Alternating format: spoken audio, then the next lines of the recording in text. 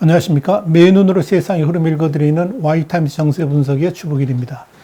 미국의 보잉사하고 에어버스사들하고 경쟁을 하면서 이들 회사들을 위협하게 될 것으로 보였던 중국의 여객기 개발이 난항에 빠졌습니다. 가장 큰 요인은 이 중국산 여객기의 핵심 부품 공급 업체의 40%가 해외에 있는 업체들이기 때문에 그렇습니다. 일본의 니케이는 2일 이런 보도를 했습니다. 10년 이상 여객기 개발의 꿈에 부풀어 있던 중국이 미중 간의 무역 마찰로 인해 가지고 핵심 부품의 공급에 차질이 우려되면서 깊은 좌절감에 빠져 있다. 이렇게 보도를 한 겁니다. 니케이는 이날 중국이 개발 중 여객기는 중국 상용항공기공사, 이걸 이제 샹페이라고 그러는데, 여기서 제조를 하고 있는데요. 첫 모델인 C919 Z 여객기를 올 연말까지 이 첫 번째 고객인 동방항공에 인도될 예정이었지만 차질이 생겼다 그랬습니다. 지난 9월 30일 이 주하이에서 열린 에어쇼 차이나에 공개할 예정이었는데 이걸 포기를 했고 대신 이 에어쇼에는 실제 크기의 모형만 제시를 했다. 이렇게 전했습니다. 이날 개막한 제13회 이 에어쇼 차이나에 C919가 모습을 드러내지 않는 것을 두고 서방의 언론 매체들이 이 미국의 수출 규제 때문에 중국이 여객기 생산에 실패했다. 이렇게 지적을 하니까 이 중국 관영 환구시보는 그런 주장이 사실이 아니다라고 반박을 했습니다. 환구시보는 C919는 현재 성능 시험을 받고 있고 연말 감항 능력 증명을 받을 것으로 보인다 그러면서 이 감항 능력 증명 시험은 미국의 수출 규제에 별다른 영향을 받지 않을 것이다. 이렇게 강조를 했습니다. 그러나 이건 환구시보의 일방적 주장일 뿐입니다. 올해 안에 동방항공에 인도할 계획이었고 그 완성된 C919 여객기를 이번에 에어쇼 차이나의 완전한 형태로 공개할 예정이었었는데 여기에 이제 실패를 했다는 것만으로도 이 919Z 여객기 출시에 문제가 생긴 것이 아닌가 이렇게 보는 게 맞을 겁니다. 보잉 737과 에어버스 A320 기종하고 경쟁할 것으로 보았던 이 C919Z 여객기는 지난 2008년부터 개발을 시작해가지고 마무리 단계에 들어섰습니다만 마지막 단계에서 암초를 만난 겁니다. 니케이는 중국의 에이빅증권과 다른 소식통들을 인용해가지고 중국이 개발 중인 C919Z 여객기의 주요 부품 39개 중에서 40%가 미국 같은 해외에 있다 그러면서 이들 기업들이 제공하는 부품들은 사실상 비행기의 두뇌와 심장 역할을 하는 통신과 비행 제어 시스템이 대부분이라는 데 문제의 심각성이 있다. 이렇게 보도를 했습니다. 그러니까 중국 내에서는 동체와 날개 같은 이런 하드웨어 공급이 전부라는 겁니다. 니케이는 중국의 여객기 개발에서 해외 조달 부품의 비중이 가치로 환산하면 훨씬 높다 그러면서 자신들은 중국산 여객기 개발이라고 말하지만 내부적으로는 가장 중요한 핵심 부품들이 모두 외국산이기 때문에 이들 업체들로부터의 공급이 끊기면 중국산 여객기 개발도 중단될 수밖에 없다라고 전했습니다. 니케이는 C919 항공기의 엔진만 하더라도 제너럴 일렉트릭과 프랑스의 사프랑 항공기 엔진 간의 합작 회사인 CFM 인터내셔널에 의해서 제조된 엔진을 장착하게 되는데 이건 중국산 대체 자체가 불가능하다라고 했습니다. 그래서 군용기 엔진 제조업체인 중국의 에어로 엔진이 개발하고 있는 CJ1000Z 엔진을 채택하는 것을 고려하고 있습니다만은 많은 관식통들은 그 엔진이 가까운 시일 내에 상업적으로 이용될 수는 없을 것이다. 이렇게 믿고 있다는 겁니다. 그러면서 니케이는 중국의 제샹증권이 중국산 자체 여객기 개발이 2030년이면 가능할 것이라고 예상을 했지만 신뢰하기는 힘들다 그러면서 중국은 해외 부품을 활용한 여객기 개발에 대응하기 위해서 자체 개발을 서두르고 있지만 쉽지만은 않은 상태다 이렇게 전했습니다. 역시 중국이 자체 여객기 개발을 하는 데 있어서 가장 큰 난제는 미중 간의 무역 갈등입니다.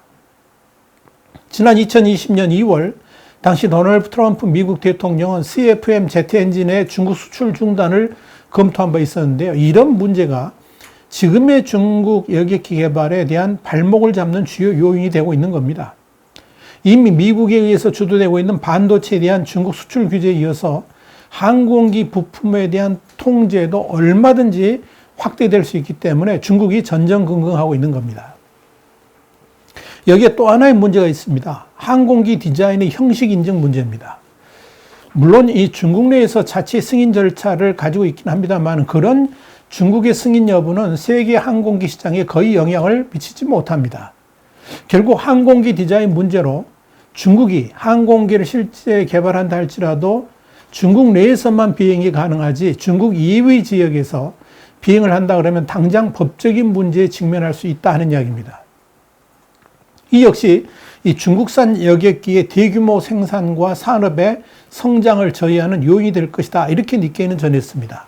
그래서 중국산 여객기를 만드는 이 코맥은 유럽 같은 해외의 국가들이 수용할 수 있는 인증을 받기 위해서 필사적이지만 이미 해외의 국가들이 중국의 그런 노력에 대해 전혀 동의를 해주지 않고 있다는 겁니다. 중국산 여객기 개발에 있어 또 하나의 역풍은 역시 안보 문제하고 직결됩니다. 일단 중국과 안보 문제로 치열한 갈등을 벌이고 있는 미국과 우방국들에게서 중국의 기술 이전 자체를 완강하게 거부를 하고 있고요. 더불어서 중국의 방위 산업의 성장을 도와주는 일들에 대해서 철저하게 기피하고 있기 때문에 이 중국산 여객기 개발은 난항에 빠져 있다는 이야기입니다. 당연 중국산 여객기 인증 획득이라든지 국경을 초월한 산업 파트너십 체결 역시 전혀 진척이 이루어지지 않고 있습니다. 그렇기 때문에 설사 중국이 여객기 개발에 성공한다 할지라도 중국 내 비행에만 가능하지 해외까지 날아다닐 수는 없다는 문제가 발생합니다. 코맥은 일단 지난 1월 상하이에서 열린 정부 주도 회의에서 C919가 연말까지 조종사와 지상 승무원에 대한 인증을 받을 것이라고 밝혔고요. 중국의 3대 항공사 중 하나인 중국 동방항공이 3월에 공식적으로 구매 계약을 체결했지만 과연 순탄하게 나아갈 수 있을지는 미지수입니다. 한편 현재 약 80억 달러, 그러니까 한 10조 원을 들여서 개발하고 있는 중대형 여객기, 그러니까 170석 규모 정도 되죠. 이 C919기는 최고 속도가 시속 963km이고 항속거리는 설계 시 기준이 5,555km입니다. 2017년 시험 비행에 성공을 했고요. 지난 1월에는 초저온 테스트도 마쳤습니다.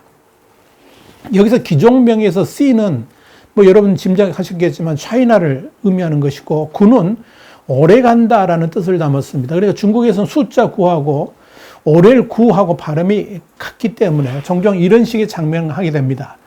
19는 최대 승객 수용 인원인 190석을 의미합니다. 또한 중국의 코맥은 러시아 모스크바 소재의 국영 UAC하고 공동 개발한 최대 비행거리 12,000km의 장거리 여객기 CR929에 대한 기술 개발을 마치고 생산에 들어갔습니다. 그러나 여기에 대해서도 우려가 나옵니다. 리차드 에반스 어센드 수석 컨설턴트는 CR929가 세계 항공시장에서 보잉과 에어버스를 넘어섰을 가능성, 이런 건 엔진의 경쟁력과 C919의 성공 여부에 달려 있다 그랬습니다. 그러면서 CR929는 현재 이미 사용 중인 GE 혹은 롤스로이스의 제품일 것으로 보인다 그랬습니다. 이 사우스 차이나 모닝 포스트가 지난 9월 5일 보도한 내용이 그렇습니다. 역시 엔진 문제가 중국산 여객기의 성패를 좌우할 수 있다는 거죠. 사우스 차이나 모닝 포스트는 중국은 항공산업의 자금력을 높이기 위해서 5년 동안 지원을 강화할 예정이고 특히 이 상하이시는 2025년까지 상업용 엔진의 핵심 부품을 생산하겠다 이런 계획을 세우고 있지만 역시 자체 개발에 성공할 수 있을지는 미지수입니다. 그런데 말입니다. 중국이 이렇게 여객기 개발에 집중하는 이유가 있는데요. 다름 아니라 중국 내 여객기 수요가 폭증할 것으로 보고 있기 때문에 그렇습니다. 중국 정부는 2025년까지 이 주요 항공 노선에 취향하는 이 중국제 여객기 비율을 10% 이상으로 끌어올리겠다 이런 목표를 내놨습니다. 이런 이제 중국 정부의 계획에 C919가 큰몫할 것으로 예상을 했던 겁니다. 보잉사도 4일 중국이 앞으로 20년간 이 보잉사에만 약 8,700대의 항공기를 구매하게 될 것이다. 이렇게 내다봤습니다. 36KR 재팬이 보잉 리포트를 인용해서 밝힌 내용이 그렇게 나와 있는데요.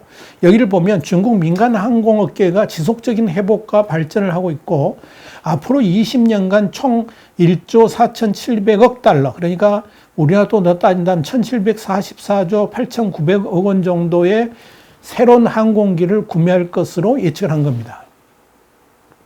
보잉 리포트는 이어서 중국 경제의 활력과 항공여행의 수요 회복에 힘입어서 항공사는 앞으로 20년간 네로바디, 그러니까 이제 비행기 타보시면 기내 통로가 한 개인 거 있죠. 이 네로바디 여객기 6,500대.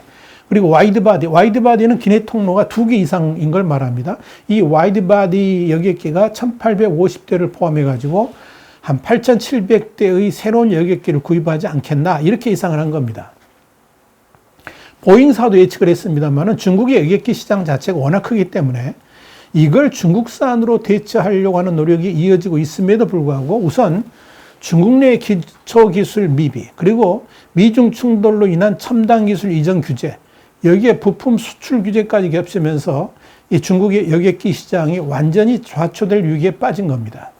중국이 이렇게 여객기 개발에 있어서 휘청거릴 수밖에 없는 이유들이 몇 가지가 있습니다. 많지만 몇 가지만 추려서 보면 그렇습니다. 자, 우선적으로 중국의 정부 주도 발전 모델이 항공산업 발전을 가로막는 요인이 되고 있다. 이게 이제 SCMP, 그리고 사우스차이나 모닝포스트의 지적입니다. 6월 7일 보도를 한 내용이 그렇습니다. 현재 항공산업 전문가들 인용해가지고 중국은 자국 기업에 대한 보조금 지급과 합작법인 설립을 통한 투자 등을 골자로 한 국가 주도형 발전 모델을 채택하고 있는데, 그런 국가 주도형 모델이 외국인 투자와 기술 이전을 제약하는 요소로 작용하고 있다 그랬습니다.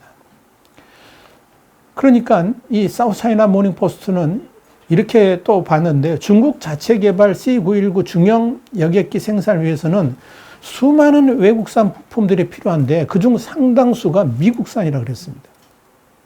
그러면서 이런 요소가 중국산 여객기 개발에 걸림돌이 될 것이다, 이렇게 밝힌 겁니다.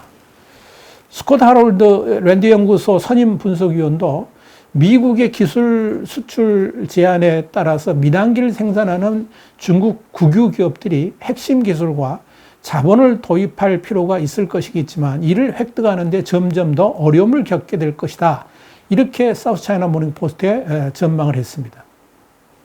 그럼에도 중국 정부는 국내 기업에 보조금을 지급하고 있고 외국 기업에 대해서는 합작법인 형태로 투자할 것을 요구를 해가지고 이 국내 기업을 동등하게 대우지 않고 있죠. 그렇기 때문에 외국 기업들이 이 중국 항공산업에 투자하는 것을 꺼린다 하는 것이 전문가들의 분석입니다.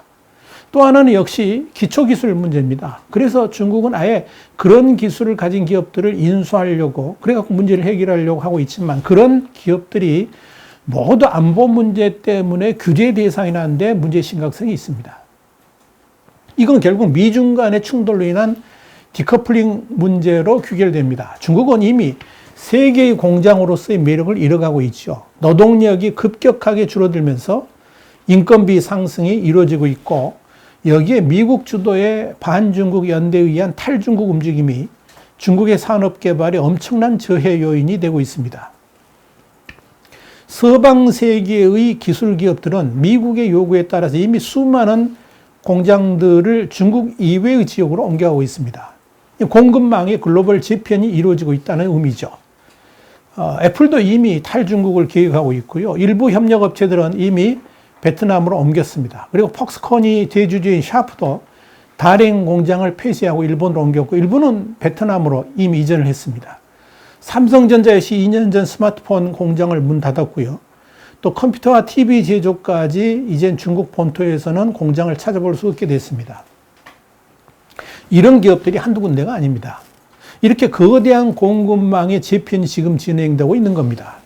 문제는 이렇게 중국 내 공장들이 이전 문제만 있는 게 아니고 해외의 기술 기업들이 중국에 대한 첨단 기술의 이전, 그리고 심지어 제품까지도 공급하기를 꺼려하고 있다는 점입니다. 이것이 미중 간 충돌로 인한 디커플링의 진짜 문제점이죠. 특히 안보에 관련된 첨단 제품들의 중국 반입이 속속 막히고 있습니다. 이건 사실상 중국이 자초한 겁니다. 항공기만 하더라도 그렇습니다. 중국은 내수 시장이 크다는 점을 악용해가지고 자국 내 기업의 성장을 위해서 지나친 보호 조치들을 시행해 왔죠. 그러면서 외국 회사들이 반발할 수 있는 규제 조치를 쏟아냈습니다. 분명한 불공정 조치였지만 그동안 거대한 중국 시장을 눈앞에 둔 상황에서 대항할 힘이 없었습니다. 그러나 지금은 상황이 달라졌습니다. 미국이 주도한 반중국 연대가 하나가 되어가지고 중국에 대항을 하니까 오히려 중국이 코너로 몰리는 상황이 된 겁니다. 더불어서 세계 패권을 노리던 중국의 야욕을 봉쇄하기 시작하니까 중국이 거대한 호랑이가 아니었음이 여지없이 드러나기 시작하면서 중국의 민낯도 그대로 공개가 된 겁니다. 중국은 결국 외국의 기술을 탈취하고 강압해가지고 자신들의 것인 양 마음대로 써오다가 제동이 덜컥 걸린 겁니다. 이미 중국의 노회한 전술을 이젠 세계가 다 알아챈 상태에서 다시 옛날로 되돌리기는 쉽지가 않을 겁니다. 그래서 중국의 미래는 참으로 어둡다 이렇게 말을 하는 겁니다. 자, 이렇게 보잉사와 에어버스사를 위협하는 항공기 제작 회사를 만들려던 중국의 꿈도 이렇게 서서히 사라져가고 있습니다. 와이타임 정세 분석이었습니다. 다음 시간에 다시 뵙겠습니다. 감사합니다.